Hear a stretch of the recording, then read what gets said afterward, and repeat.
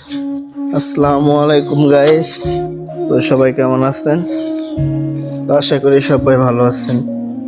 তো অনেক দিন পর আসলাম। তো আজকে আপনাদেরকে দেখাবো মালয়েশিয়াতে মার্কেটে কি কি পাওয়া যায় আর কিরকম কিভাবে মার্কেট থেকে মাল কিনতে হয়। এগুলো হচ্ছে মাছ, এগুলো হচ্ছে আপনার চিংড়ি মাছ,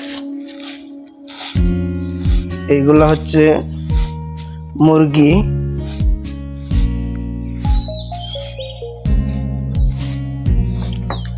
আর এখানে মালয়েশিয়া যারা থাকেন তারাই বুঝবে, এখানে মিনিমামের বাতু পাওয়া যায়। সব ধরনের মালামাল পাওয়া যায়। কি নেবেন, কোন ধরনের মালামাল নেবেন।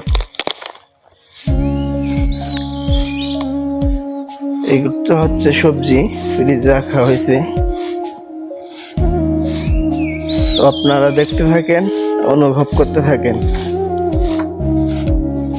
যারা মালয়েশিয়ার কিভাবে কাজ করে, কিভাবে গাড়ি চলে, কিভাবে মার্কেট করে, যারা দেখতে চান আমার পেজটি ফলো করে রাখবেন। প্রতিনিয়ত আমি আপনাদের ভিডিও দেওয়ার চেষ্টা করব।